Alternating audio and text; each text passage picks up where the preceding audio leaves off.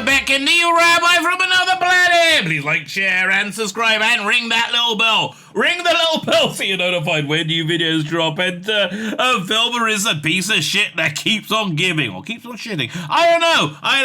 It poos out many wonderful nuggets, nutty brown nuggets at that, of pure, utter excrement. It's wonderful. It's the YouTuber's dream. It is an endless source of entertainment. Now, I just want to say an aside,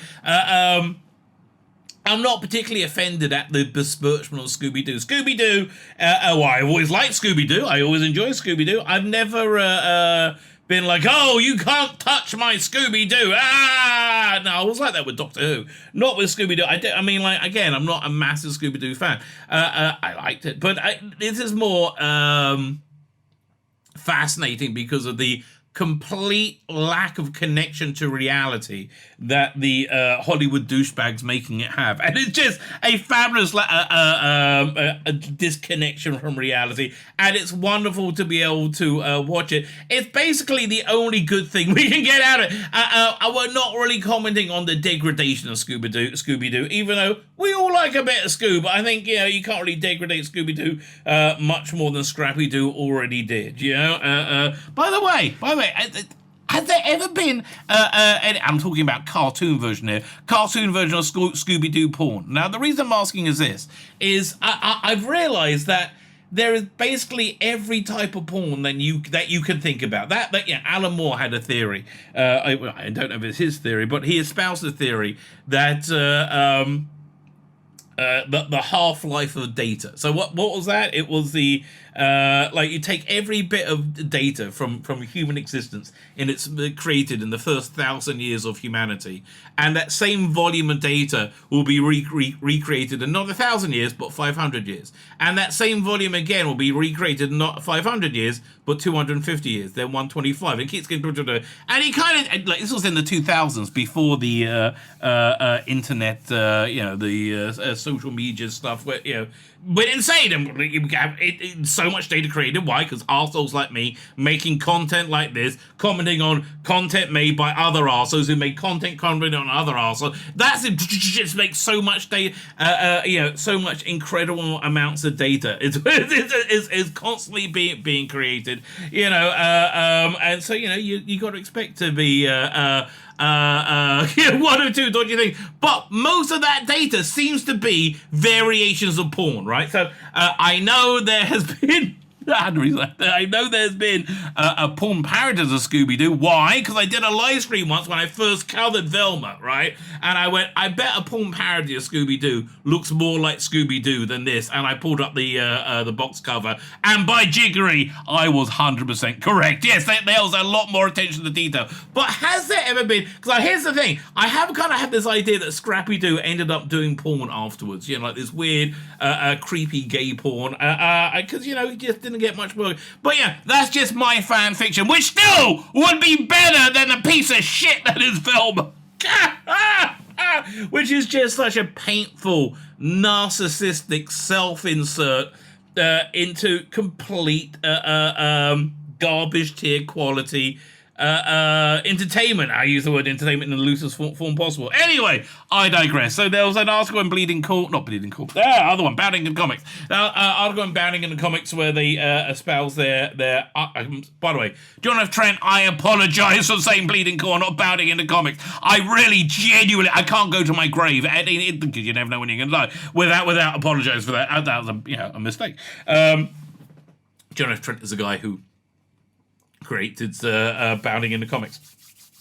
Anyway, I'll go going over the insane things the people that make Velma are saying, like, oh yeah, we really like Velma, we really like Scooby-Doo and animation. No, you hate humor, entertainment, human beings, everything. You will see this in the video. The look on Velma's face throughout the whole, and I know they draw it, is always angry and pissy. She is not a happy person, this take on Velma. No one is doing well, right? It's just miserable. And that's what happens when narcissists have too much power and money. Anyway, so I went over it last night in my live stream. That was on January No, Tuesday, January 24th. I'm recording this introduction on Wednesday, January 25th. When's this video going out? Who knows? Or dares to dream. But like, share, subscribe, comment, go to the video notes. You'll find my Instagram, my Twitter, my Substack, my email newsletter, even my Facebook. Find them all. Whatever is the most convenient place to follow me. Follow me there. But you get almost my content there. Fine. Like, share, subscribe, comment. Now, let me hand over to me from last night. Velma cast and crew claim HBO Max series inspired by their love of both animation and previous Scooby-Doo cartoons. How? Again, it's like Hitler saying I was inspired by my love of Jews. How? I'm just going to what they're saying. They're being interviewed with TV Insider. Met at the interview's onset with the most embarrassing gushing praise from TV Insider's Damien Holbrook. Oh, that guy is a complete douchebag, I believe. Yeah, yes.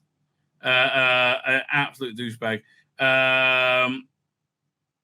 Over how joke-packed he found the episode of Velma. The series stars Mindy Kaling, I think that's something that we really loved about animated shows.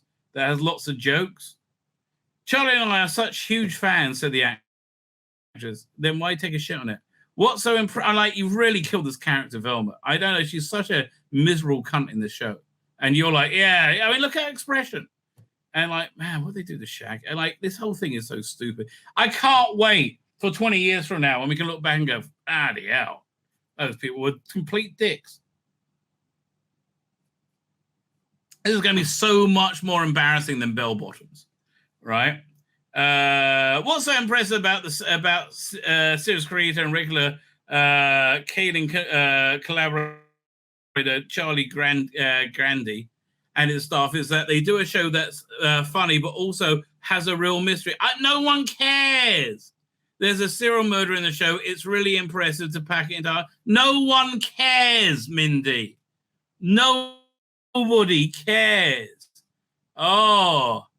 From there, Holbrook raised the topic of the series of race-swapping Velma from Indian to white, to which Kaling, who has self-promoted the show by boasting it's about an orange-sweated sleuth's new heritage, dismissed it as, it's interesting, her identity is part of what people have been talking about before they've seen the show. It's not a big part of her. Well, you made a big part. And again, you could have been Velma's daughter, right?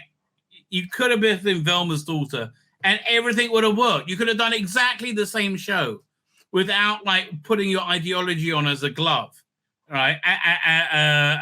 And putting on this show as a glove around your ideology, right? You could have just done that, but no, because I just think you're dumb, frankly. This character, she's so iconic that your character is nothing like her, right? Nothing like her at all.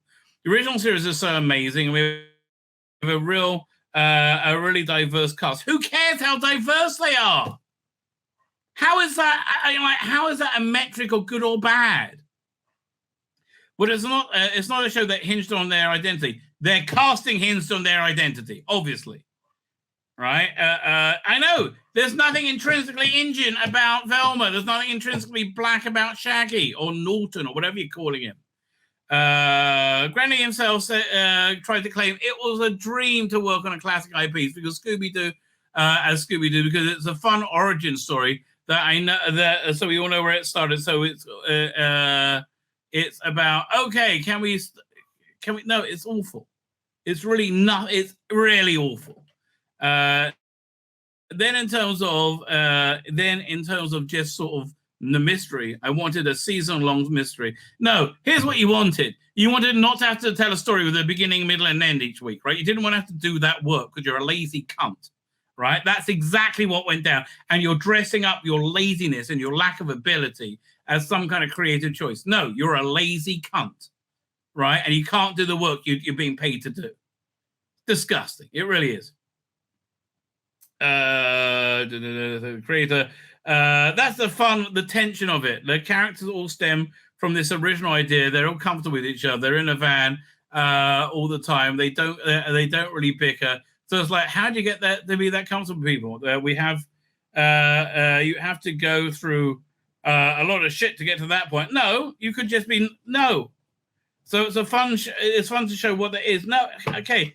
What weird life do you live? Right? It is awful. Oh, of course they're going to kiss each other. Oh. Ask next whether the script's overloaded pop culture references and supposed jokes. They were just a result of writing them on Cunning's own comedy styling. The actors admitted, I did zero improvisation. Really? What a shock. The scripts are tightly scripted. I didn't need it. Okay. What I love about the character is that her razor-sharp feminist observations about being a young woman. Yeah, because we saw that all the time, right? We saw that all the time about being a young woman in a way that I wish I could have been, or said that thing, or encapsulated. No, look how miserable this woman is. How absolutely miserable they're presenting her life to be. She's angry. She's miserable. Oh God. The thing, or encapsulate that moment like she did, or Daphne did, or some other female characters Kaling opine, but it's all Charlie.